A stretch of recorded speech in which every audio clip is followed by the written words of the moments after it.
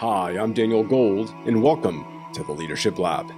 By day, I'm a partner at BDO USA, but this podcast is my personal project, completely separate and apart from my day job, but it reflects the same passion that I exhibit everywhere for teaching, mentoring, and helping others succeed through simple, impactful lessons. It is my hope that you'll walk away with practical takeaways to help you on your leadership journey. Thanks for being a part of the community and for joining me in the Leadership Lab. Let's get started. Success can blind you to failure. The moment you think you have mastered leadership is exactly when everything starts falling apart. Now, I didn't learn this in a boardroom. Interestingly enough, I learned it during mile 6 of my 10-mile run, when everything felt fine, but everything was actually breaking down. Let me back into that. During the height of the COVID-19 pandemic, I was introduced to running during a virtual hobby share at work. My team's passion for it caught me at the right time. My doctor had just told me I needed to make changes, all the typical stuff, diet, exercise, something. I blocked it all out. But what my team was talking about wasn't a lecture that moved me to action. It was listening to these project managers explain their step-by-step methodic approach to 101 for runners. They treated running like a system, milestones, measurements, and motivation. It's not surprising because they are project managers. And so I followed it. I listened. And I went out there a quarter of a mile, then a half a mile, then a full mile. I bought the right shoes. I used the right app. And with every step, I was literally building discipline. When I crossed the finish line of my first 5K, that wasn't just a milestone. It was a defining moment for me personally, and then it bled into my professional life. It was a moment that reshaped how I lead. I committed right there to a 3-year moonshot, complete a full marathon. And since then, I've hit my objectives, and my key results are OKRs like clockwork. First a 10K, then a half marathon. Next year, the big one. And with every milestone, I celebrate. And after celebrating, I didn't let it linger there in the moment.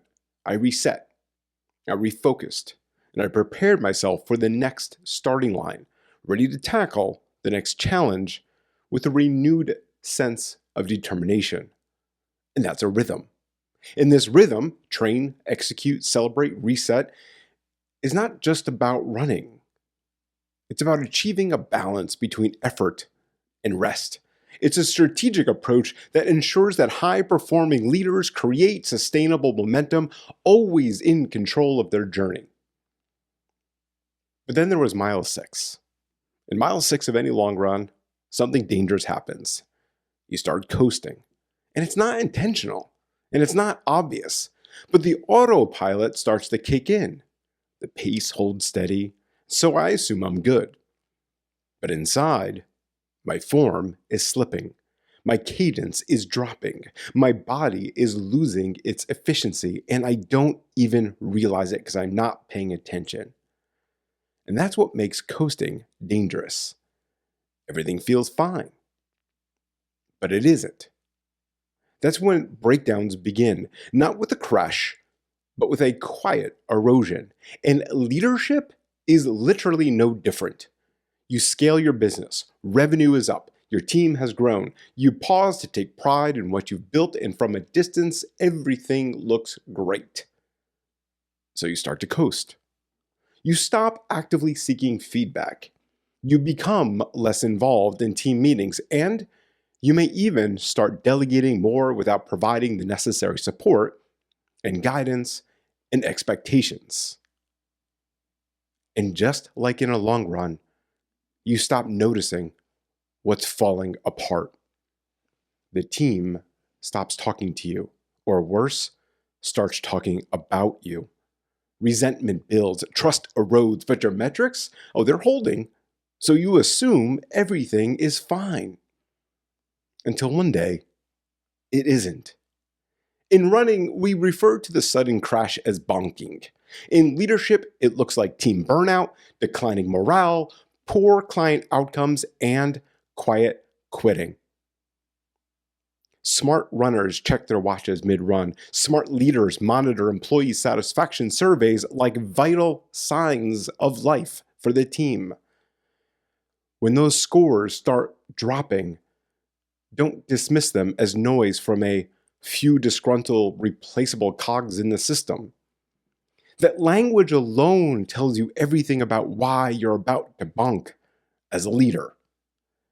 Employee satisfaction rates drop dramatically, impacting the work that they do for clients. Client satisfaction follows, revenue inevitably follows, but by then you've already crashed. And here's the strategic reality. Today's workforce, particularly younger generations, want to feel welcomed to make a difference. They want to be true partners in success, not factory components. This isn't 1980s command and control management. This is the era of servant leadership, a leadership style that focuses on serving others, including employees, customers, and the community, rather than traditional top-down approach. When you ignore this shift, you're not just missing a trend, you're also missing an opportunity. You're missing the fundamental change in how high performance gets created and, of course, sustained. When you ignore this shift, you're not just missing a trend, you're also missing an opportunity. You're missing the fundamental change in how high performance gets created and gets sustained. If you are coasting, or you are at the risk of it, here's how to rebuild your rhythm.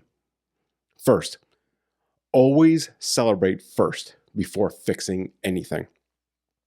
Celebrate what got you here. Always find time to acknowledge progress with your team.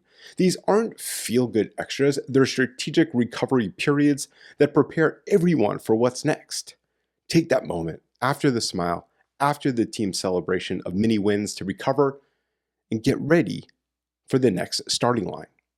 Second, check your real metrics, employee engagement scores, retention rates, authentic team feedback. These matter more than revenue numbers that might be riding on momentum from past decisions. What got you here won't get you where you need to go next. Let me say that one more time because it's so important. What got you here will not get you where you need to go next. 3, create collaborative goals. Set stretch goals with your team, not for your team. Build ownership in the outcome. The difference between good leaders and great ones is not strategy. It is the emotional intelligence, like we talked about last time on the Gold Standard Leadership Lab, to recognize when you need to adapt and the discipline to involve others in creating the path forward. Leadership is exactly like running. It requires discipline, planning, and the self-awareness to recognize when you're coasting toward a bonk. And here's the thing. Your team is watching your form. They are watching your cadence. And they are watching your commitment or lack thereof to the discipline that brought you this far. They are ready to run alongside you, but only if you demonstrate the mindfulness to stay connected to what actually drives performance. So the next time you're tempted to coast, stop. Celebrate that last win. Check your employees' satisfaction scores. Reset with your team as partners and get ready to run again. Because the question isn't whether you can lead. The question is whether you have the discipline to keep leading when success tempts you to coast. And remember, leadership isn't about perfection. It's about progress. Take this lesson, put it into action, and continue setting the gold standard in your own life and at work. See you next time.